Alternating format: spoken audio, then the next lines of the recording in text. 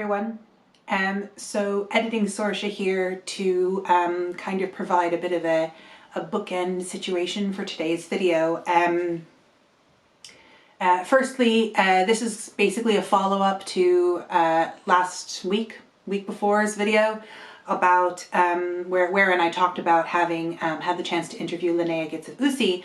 I mentioned that I would do a follow-up video discussing some of my own associations and ideas around some of the art historical references that I personally saw on the deck, and also some of my opinions about the deck as a system as a whole, and that's what this video is. The footage that you are about to see was recorded outside earlier today, and I have to say, like, the whole thing about YouTube that's really, really weird is the extent to which, especially when you're editing, you're just staring at your own face going like, oh my God, why? Why am I like this? And God, it's just an exercise in humility. So yeah, for what it's worth, welcome to my face in bright sunlight. Ugh.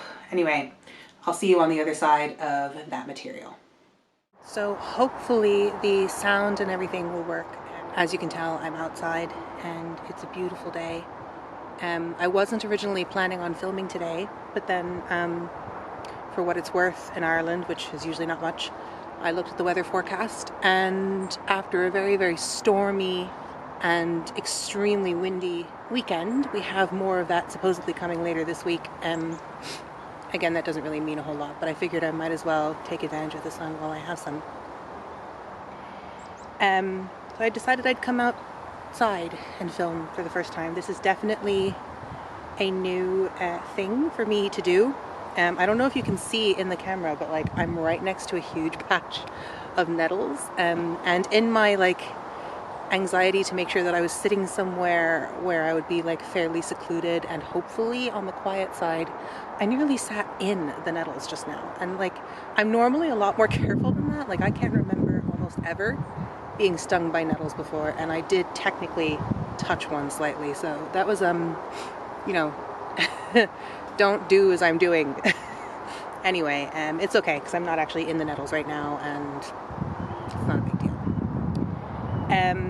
So I'm going to endeavor, I think, to do a sort of follow-up to last week's video wherein I interviewed or discussed an interview I did with Linnea Gitz of uusi about her Pagan Otherworlds artwork for the deck. And today I just kind of thought I would loosely discuss some of my own associations with the deck, some of my own ideas around what I see in some of the art and so on. I'm really hoping some dogs don't like hear me and then come visit, because I love dogs, but I don't want them to knock over my camera. So bearing in mind that I am a bit late in making this video because I had the flu last week, fever and everything, I'm just going to sort of play this by ear and see how many points I've kind of planned that I can get through here.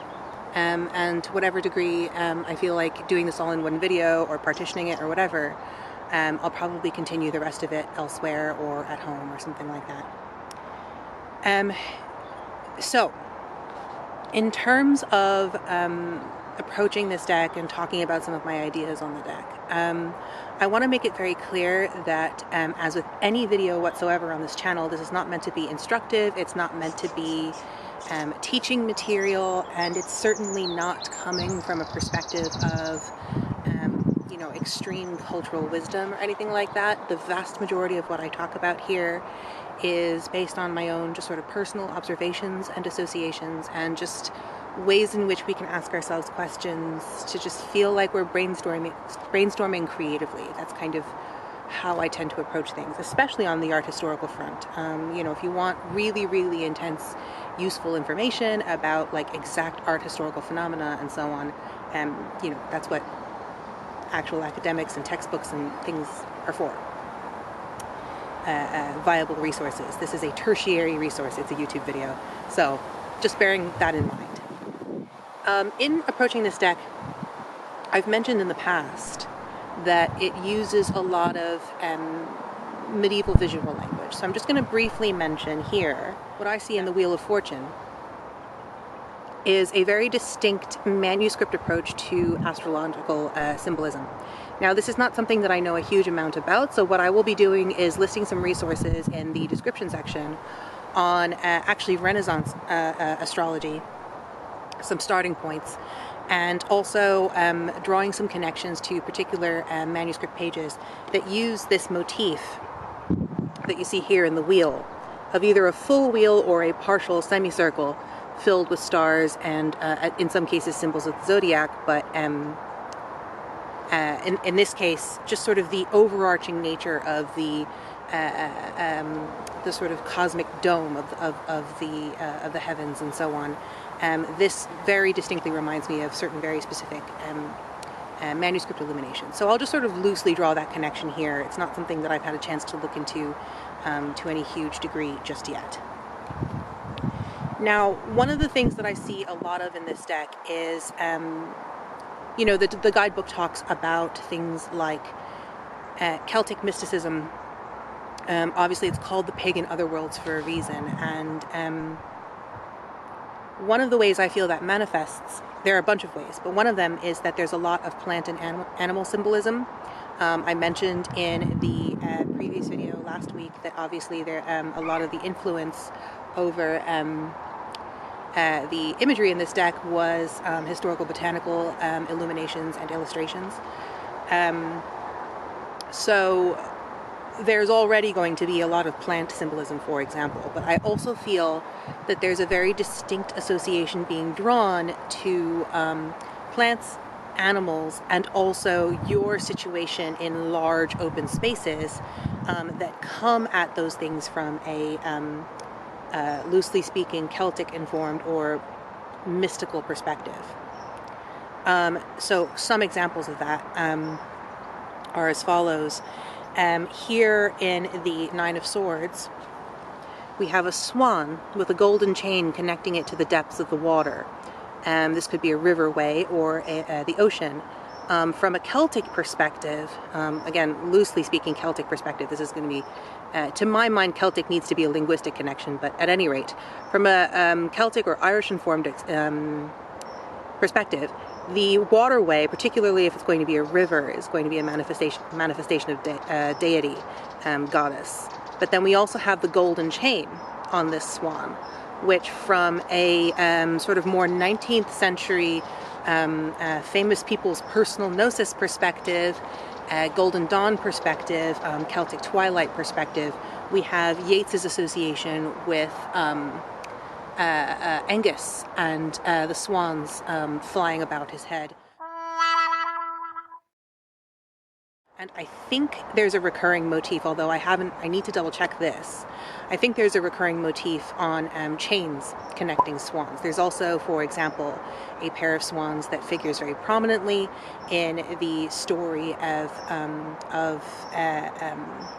Étaín and Midir, and so on. So that we have a recurring swan motif through a lot of different Celtic myth, but in terms of what I'm more aware of and better able to talk about, Irish myth.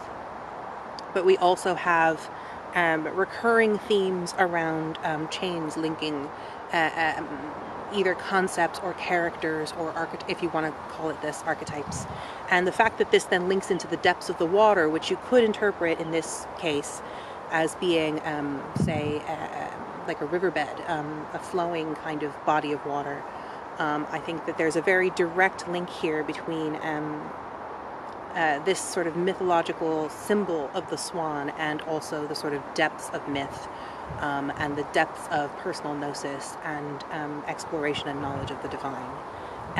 In terms of a Nine of Swords kind of perspective in that regard, for me personally, in terms of personal gnosis, that would actually work quite well, because if we think about the sort of more bog standard, some of the associations with the sort of more bog standard RWS approach to the Nine of Swords, we have a lot of themes around nightmare, night visions, anxiety, wakefulness, fear, worry, and I find that a lot of these things bear a lot of resemblance to ideas in Irish myth or loosely speaking Celtic symbolism around things like fear, terror, nighttime visions, Gnostic visions. And again, with swords being the realm of the mind, I think that creates a very interesting bridge between you, your thoughts, your use of your imagination, and the mythological. Another way in which this deck can be termed to be really, really otherworldly is the manner in which the characters that you encounter are never very close to you physically, but they are also not necessarily interacting with you in the way that you might normally assume a person would. In some ways that makes this deck actually what I would consider quite autism or neurodivergence friendly. So for example, there is no character that you encounter, archetype that you encounter within this deck, figural card, where the entity or archetype or character in the card is looking straight at you. The closest we come to is the Knight of Wands, who is actually sort of looking off to the side. I'm going to try to keep recording even though we have people passing by in the background. So he's actually not making direct eye contact. But this is by far the closest, and I think that's very appropriate for the Knight of Wands, which in certain systems might be considered the Fire of Fire card. Other than that, the other characters that you encounter, let's see if I can handle all of these cards in my hands, are going to be looking off in a different direction. And again, to bring it back to mythological associations, I feel that this card has a very distinct sort of relationship to the motif of the Selkie. I don't have the guidebook with me, so I can't remember offhand if that is meant to be a sealskin, but I think it's there is a repeated implication of the animalistic nature of the archetypes within the card, people wearing furs. Not that that's necessarily in that way a historical way to dress yourself, but I think it's a very interesting way to represent a lot of mythological associations. But in each case you have these very, very interesting mythological sort of distant archetypes, and what that creates is a sense of loneliness and space to think and breathe and regard from afar and contemplate. It also slows down the sense of urgency in the deck. It slows down a sense of time. I believe I've mentioned in the past that this deck makes me think quite strongly, for example, of King of Elfland's Daughter, written by Lord Dunsany, who is an Anglo-Irish figure at the turn of the last century. Wherein in that book, for example, time doesn't function in the way you think it would, and it also causes the plot of the book to be very, very different from what you might normally expect, certainly from modern publishing. I will also just note that the bird in this star card is a robin. I don't know if you can see it here, so I may need to show a picture on the screen. Robin redbreasts have a very distinctive folkloric association in Ireland, at least. I can't speak very well to other areas, geographical areas, but there's a very distinct association with the robin and the spirits of the dead in Ireland. So I'll list some resources about that sort of thing down in the description bar. So similarly, even the Queen of Wands, we don't have a direct look from her. Not that she's necessarily going to be, like, you know, in the RWS card, she is facing us. And in some ways she is positioned as if to face us here, but that's not what's happening. There's a gentle, kind of slow, contemplative nature to this character. Or again here with the King of Swords, we have an animal skin being worn. Again, from my perspective, I could associate that with Cuchulainn or Fiann, or the Fianna, if we're going from an Irish perspective. But there is basically this sort of shape-shifting nature to some of these characters. He's pointing off to the side and he is not looking at you. There's this idea that if you're thinking of this in terms of the Fool's Journey, or a notion of pilgrimage, or a journeying through the other world, then you are not necessarily going up to this character to have a conversation with him. You are wandering in this very, very amorphous, difficult to define landscape, very open landscape, timeless seeming landscape, and you are seeing a character from afar and just sort of interacting with them on a much more sort of maybe metaphysical level or mystical level. And therefore they end up kind of just slowly gesturing you on your journey, rather than it being a very sort of active, conversational based kind of relationship. Again, all from my perspective. I do feel that the quartz, as indicated in the interview of the last video, really are a strong point on this deck, and this Queen of Swords is by far one of my favorite cards ever. So another component that I mentioned is this question of where are we in relation to the landscape around us? Where is the viewer positioned based on the compositional nature of the image in front of you? I think a really good way to illustrate this type of question is the Five of Swords.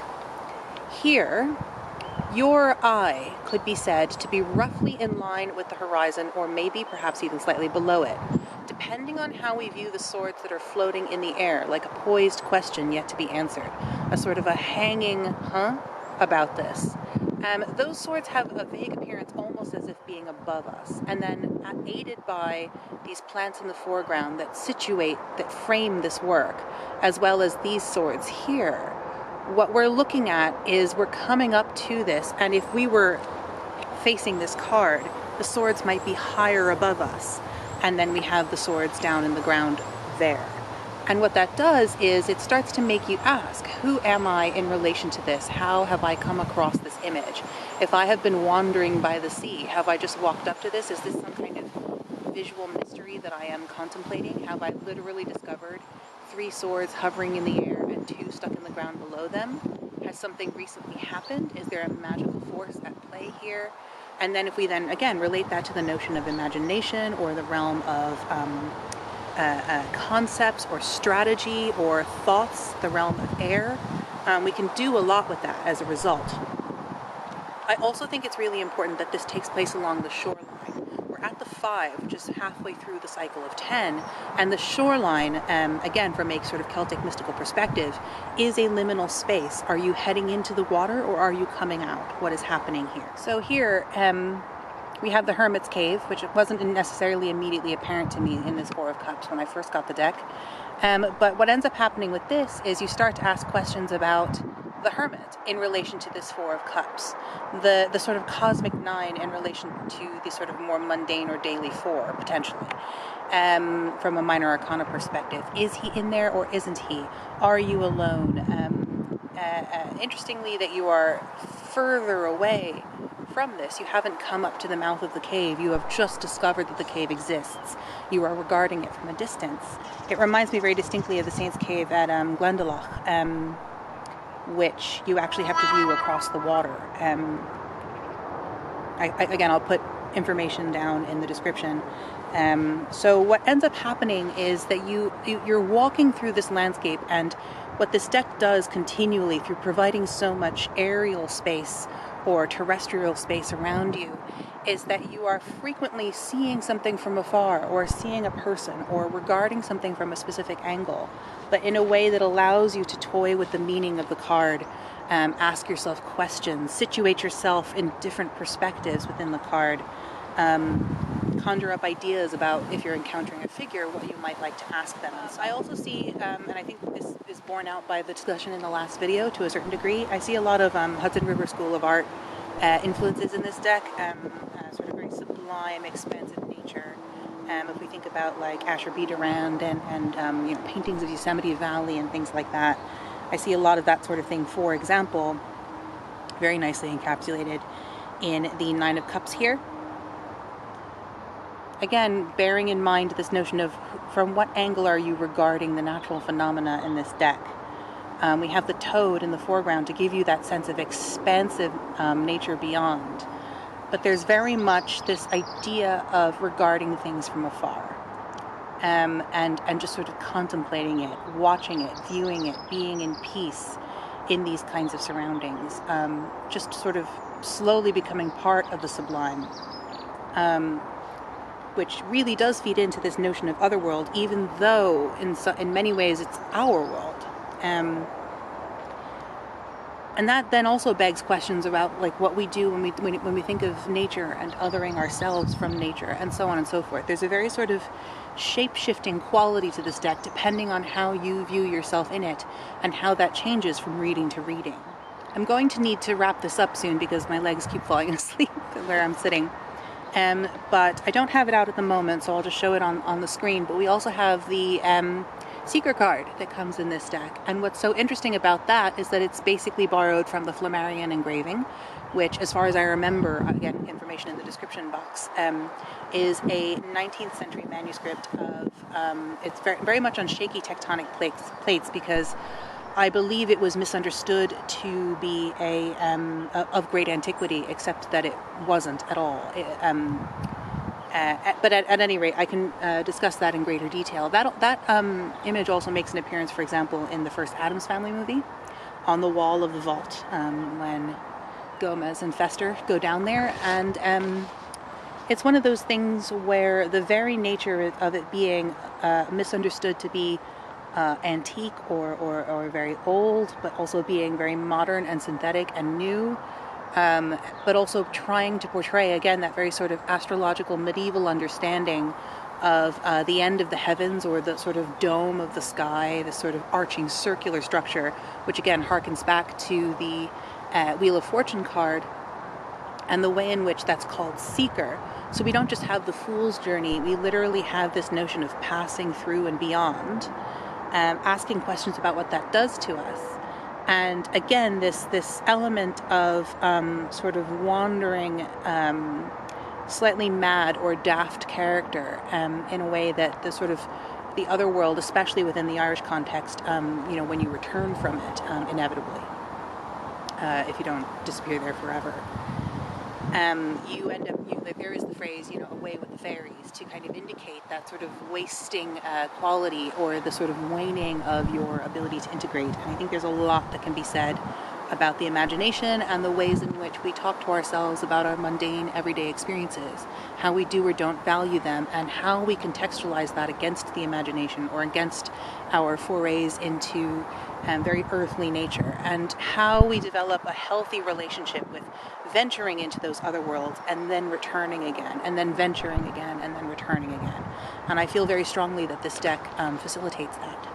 So with all of that being said, a couple of points that I want to just fill in terms of gaps that I left in the conversation outside. Again, I was functioning largely without notes or any access. I didn't want to, stop the video to look up things on my phone and so on.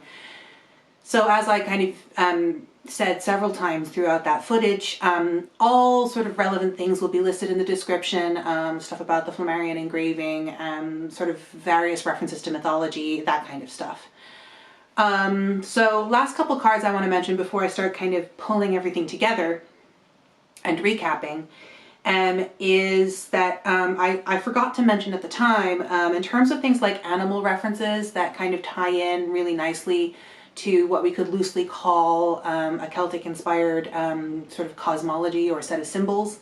We have in the Ten of Pentacles in this deck what appear to be, at least to me, either something like, hunting hounds. So we either have something along the lines of deer hounds or perhaps even wolfhounds, which I think is very interesting, especially when you juxtapose this with the sort of wild wolves or dog-like creatures on the moon card. There's a lot to be said for the kind of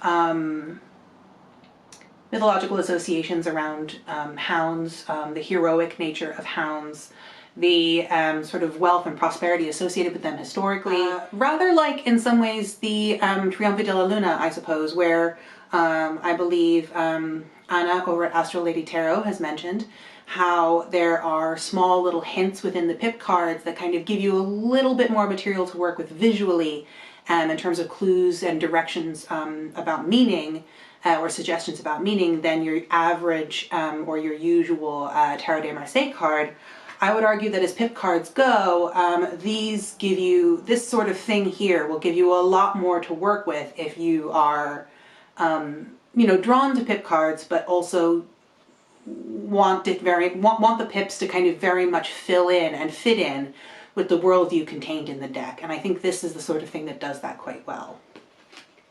The other card I wanted to mention was in terms of things like mystical or mythological vision, gnosis, astral travel, and so on. Cards that are deceptively simple, such as the Eight of Coins, I think, or the Eight of Pentacles, I think is they are really good examples, because what you have here is, if we again imagine that we're wandering this kind of otherworldly landscape, and it's, in almost deathly quiet or deeply expansive open spaces, and we come across a lone tree that suddenly sprouts coins before us, there ends up being a very sort of Gnostic or mystical or highly astral or imaginative element, visionary element, even trippy element to this. And one might imagine that in the other world that would bear a lot of significance, a lot of relevance. There's a lot to be said about the notion of like golden fruit sprouting from a tree, turns of phrase and puns on the notion that money does or doesn't grow on trees, and the sorts of societal commentaries we have about that kind of thing, the ways in which we contextualize work, progress, value, all of which, you know, you could read into an understanding of the Eight of Coins. And again, especially as you bring into the sort of foreground ideas about, you know, passing between worlds and bringing that kind of flexibility of the mind or the imagination to bear on your lived experience, a card like this can do loads if you just sort of work the image of the card into the sort of into an understanding of the overall ethos of the deck. I would also like to draw attention to the moon cards, which I think often get overlooked in this deck. And I think what's really interesting about these is that they remind me very distinctly of, you know, when we talk about historical decks like the various Visconti Sforza iterations, or decks produced by the Duke of Ferrara, or, you know, really early Tarocchi decks, or the sort of the Solabusca, for example, variations and iterations of early forms of Tarocchi and Tarot that appear, and indeed early playing card decks, as I've discussed in some of my other videos on sort of historical take on art and things like that. We have decks that present a particular worldview with a certain type of consistency. Pip decks, obviously, many of them as well. And we have a very distinct vision in the courts in those sorts of decks. But then we also often have cosmological cards, or cards representing the virtues, with certain decks having like 7 virtues rather than just certain ones that eventually became, say, the Papes or whatever. I think the addition of the moon cards in this deck system is actually less of an accessory than I at first at least thought, because what I feel these cards are is an example of that kind of tweaking of the system to make something anew, afresh. That if we were to, especially given the art historical nature of this deck, the oil paints, the sort of historical botanical illustrations that inspired it, the Renaissance painting and color choices, the sort of prevalence of motifs from manuscripts that we find in this deck, and the artistic consistency with which it's presented. What I think is really important here is that these moon cards function almost as if this is yet another early deck system. And what I find particularly useful about the moon cards in highlighting that is that they give us a cosmological element in addition to the majors that we already have. They give us an opportunity to make this deck more cyclical, and I think it's very significant that it's the pagan otherworld. So we have our court cards that are very distinctly pagan interpretations of the medieval and Renaissance courts, and we also have cards that look very much like a maypole, or again coins sprouting from trees. And what I think is really important about this is that if we look at this deck, therefore, as a whole, it represents the richness and the variations on structure that you might get from a very early deck, but it takes the Christian elements out of it. It retains the substance and the depth and the subtlety of an early deck and of art historical traditions. It knows its reference material, but it's not a Christian deck. And for those of us who have, obviously I can only speak for myself, but it seems reasonable to me to suggest that for those of us who have an appreciation of that kind of historical material, but for whom overtly Christian imagery is a sticking point, or a point of difficulty, or a point of frustration, or even just something that we'd like some variation from, some choice about, The Pagan Otherworlds deck, I think, answers all of those sorts of needs. And I think, again, referring back to the notion of it often being described as a bit of a cold deck, I think what's so interesting about that is that, to my mind, this is a deck that makes you dive into the world, but it's not as much of a cursory read, unless, final point here, we perhaps approach it like the suggestion I made in one of the previous Pagan Otherworlds videos that I've done, wherein the pip cards start to look more like sigils or symbols. We actually almost pretend we're stepping even further away from the cards, and we start to just see them as shapes and colors, and perhaps read them in a much more Marseille open reading style, for example. Less fixated on the exact images represented in the cards and their meaning, their emotional state or their lack thereof, and more about image composition, color, arrangement in front of us across cards, and so on.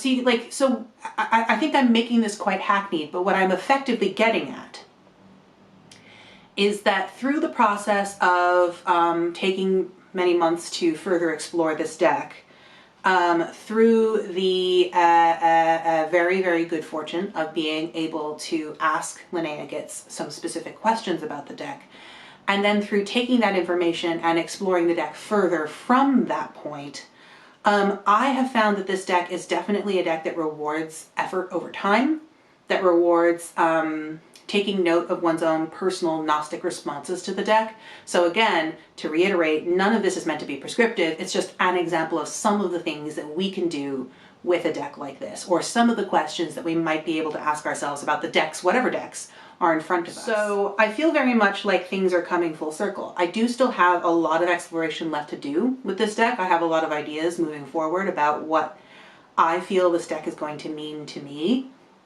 Again, more specifically within an Irish framework. And my own personal spiritual or religious Gnostic impulses in that regard. And again, from my perspective, that notion of indie produced artwork, where it is evident that a lot of thought, effort, and expertise went into its production, I have not been disappointed by doing that kind of a deep dive, if we want to use that term. It has not disappointed. It has only rewarded, and I very much feel confident that it will continue to do so. So yeah, there you have it. Hopefully this video will come together with a bit of structure in the editing process, and hopefully you guys don't mind my horribly pasty weird face in sunlight. Yeah, that was a real experience. Anyway, I hope everyone is happy and doing well, taking care of themselves to the best of their ability, and being kind. And I will see you guys next time. Bye.